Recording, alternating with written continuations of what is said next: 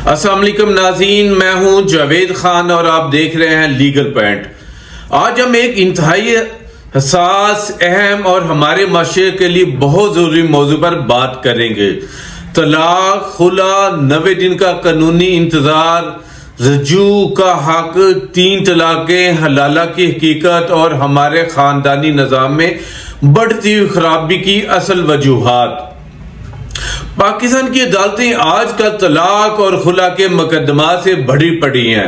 خاندان ٹوٹ رہے ہیں، بچے نفسیاتی مسائل کا شکار ہو رہے ہیں اور برداشت، صبر اور مکالمہ بازی تیزی سے ختم ہوتا نظر آ رہا ہے۔ اسی تناظر میں سپریم کورٹ آف پاکستان کا حالیہ فیصلہ ایک امید کی کرن بنتا نظر آ رہا ہے۔ عدالت نے واضح کیا ہے کہ کوئی بھی طلاق، چاہے 1 ہو یا 3 ہو، 90 دن پورے ہونے سے پہلے مؤثر نہیں ہوگی۔ یہ فیصلہ نہ صرف قانون بلکہ شرعی اصولوں کے بھی قریب ترین ہے۔ آج ہم پورے ویلاگ کو 20 حصوں میں تقسیم کریں گے اور اس موضوع کو تفصیل سے سمجھیں گے۔ حصہ اول، طلاق کیا ہے؟ طلاق کا مطلب ہے کہ شوہر شرعی اور قانونی طور پر نکاح ختم کرنے کا اعلان کرے۔ اسلام میں طلاق کو آخری حل مانا گیا ہے۔ نبی کریم صلی اللہ علیہ وسلم نے فرمایا، اللہ کے نزدیک سب سے زیادہ ناپسندیدہ چیز طلاق ہے۔ یہ ناپسندیدہ چیز اس لیے ہے کہ یہ خاندان توڑتی ہے، بچوں کی پرورش متاثر ہوتی ہے اور معاشرہ کمزور ہوتا ہے۔ طلاق غصے میں، نشے میں یا ایک لمحے کی جلد بازی میں نہیں ہونی چاہیے۔ اسلام کہتا ہے کہ طلاق میں سوچ، مشورہ، وقت اور مصالحت کا عمل شامل ہونا چاہیے۔ مثال کے طور پر اگر کوئی شخص غصے میں طلاق دے دے تو اسے فوراً مؤثر نہیں سمجھا جائے گا۔ اسلام میں طلاق ایک سنجیدہ معاملہ ہے جو خاندان کی بقا کو یقینی بنانے کے لیے کئی مراحل سے گزرتا ہے۔ اگر ہم تاریخ میں دیکھیں تو صحابہ کرام کے دور میں بھی طلاق کو احتیاط سے دیا جاتا تھا تاکہ رجوع کا راستہ باقی رہے۔ اب ہم بات کریں گے حصہ دوم، خلا کیا ہے؟ خلا عورت کا حق ہے جب عورت شوہر کے ساتھ زندگی گزارنا نہ چاہے یا نباہ نہ کر سکے تو وہ عدالت سے خلا کی درخواست کر سکتی ہے۔ خلا میں عورت کچھ یا مکمل حق مہر واپس کرتی ہے۔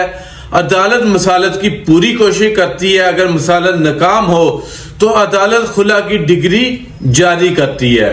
خلا بھی فوری نہیں ہوتی، یہ بھی ایک مکمل قانونی پروسیس ہے جس میں وقت لگتا ہے تاکہ دونوں فریقین سوچیں اور خاندان بچ سکے۔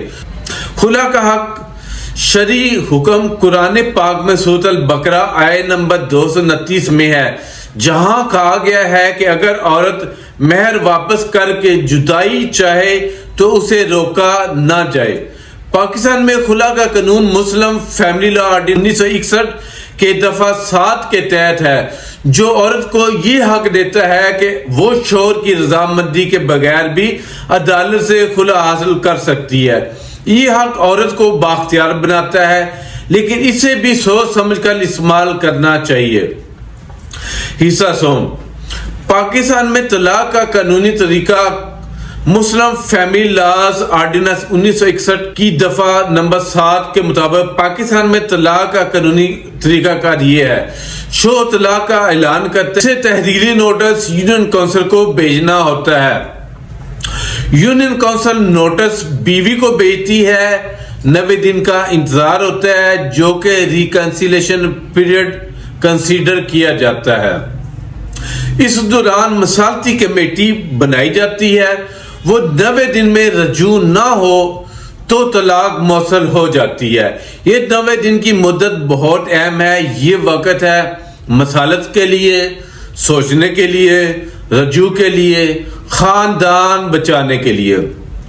یہ قانون 1961 میں بنایا گیا تھا تاکہ طلاق کی شرح کم ہو اور خاندان بچ سکے۔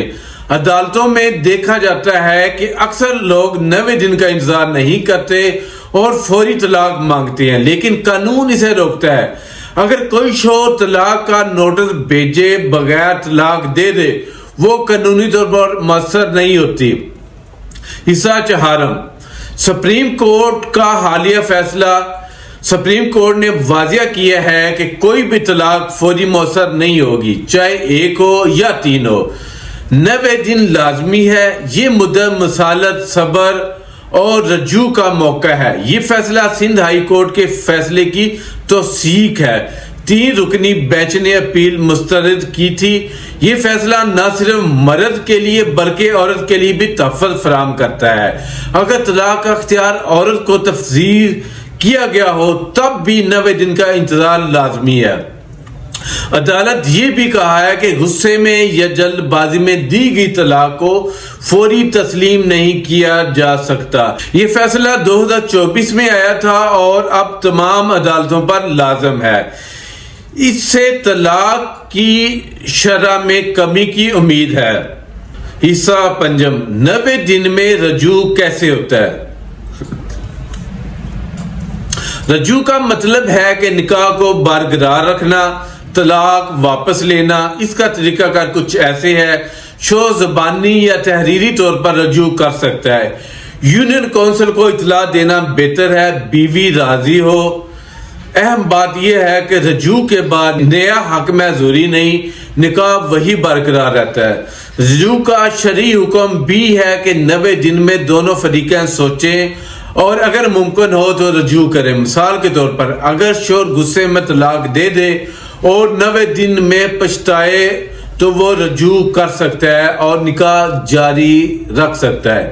یہ خاندان بچانے کا بہترین طریقہ کار ہے۔ حصہ ششم، ایک وقت میں دی گئی 3 طلاقیں، شرعی اور قانونی موقف۔ یہ موضوع سب سے زیادہ کنفیوژن کا باعث بنتا ہے۔ سپریم کورٹ کے مطابق 3 طلاقیں بھی 90 دن سے پہلے مؤثر نہیں ہوں گی۔ اس مدت میں رجوع ممکن ہے۔ یہ قانون مسلم فیملی لاز آرڈیننس کی دفعہ 7 کے تحت ہے۔ اس پر اسلامی موقف کچھ یوں ہے کہ ایک ساتھ 3 طلاق، اسے طلاق بدعت سمجھا جاتا ہے جو ناپسندیدہ اور گناہ ہے۔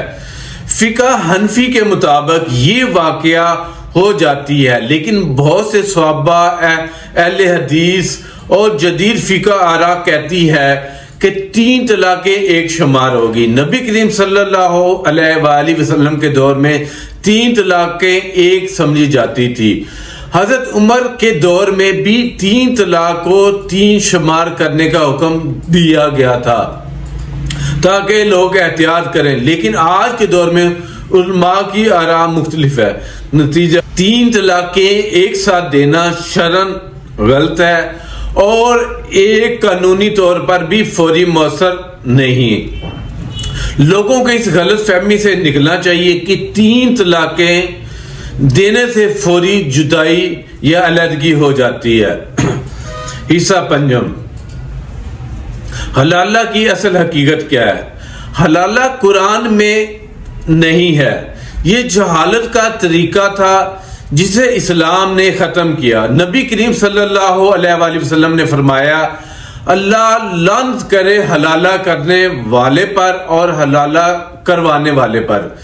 مشروط نکاح، عارضی نکاح، 2 دن، 2 مہینے یا کسی مقصد کے لیے نکاح سب باطل اور حرام ہے۔ یہ عورت کی تذلیل ہے، دین کی توہین اور معاشرتی گناہ ہے۔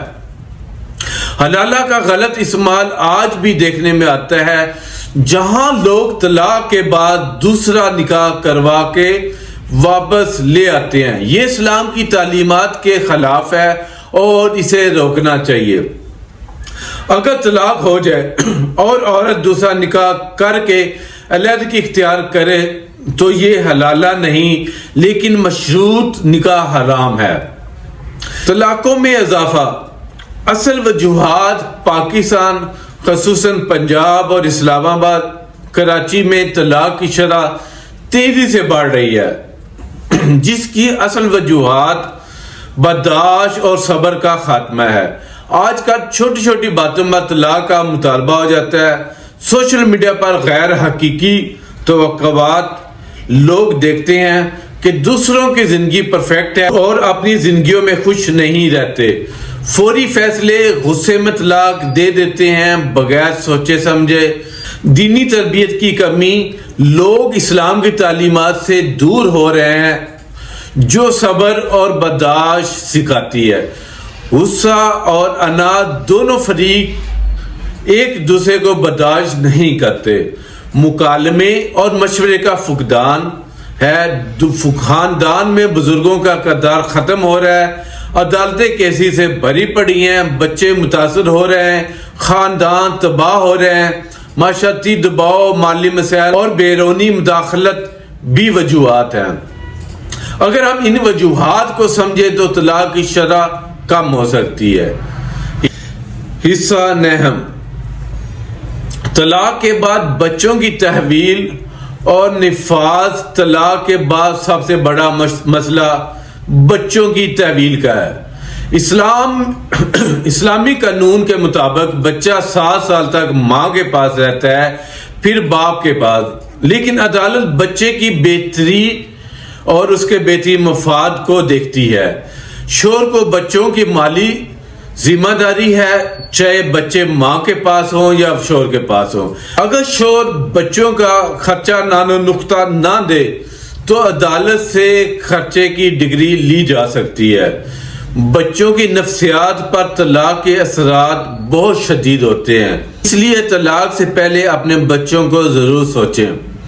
حصہ دہم: طلاق کے بعد عورت کے حقوق۔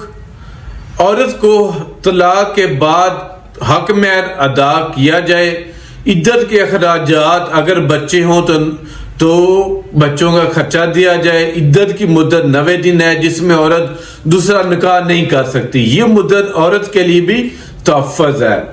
حصہ 11: خلا کے بعد عورت کے حقوق۔ خلا میں عورت حق مہر واپس کرتی ہے، لیکن بچوں کے حقوق وہی رہتے ہیں۔ عدت لازمی ہے، عدت خلا کی ڈگری دیتی ہے جو طلاق برابر ہے۔ حصہ 12: طلاق اور خلا کے مقدمات میں عدالت کا کردار۔ عدالت سب سے پہلے مصالحت کی کوشش کرتی ہے۔ فیملی کورٹ ایکٹ 1985 کے تحت طلاق اور خلا کے کیسز دیکھتی ہے۔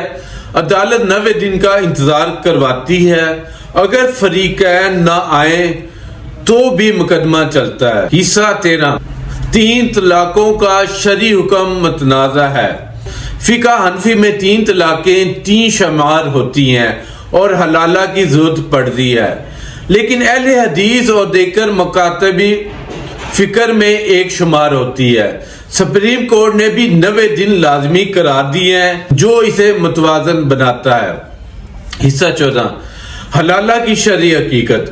حلالہ ایک من گھڑت طریقہ ہے، حدیث میں شدید لعن طعن کی گئی ہے۔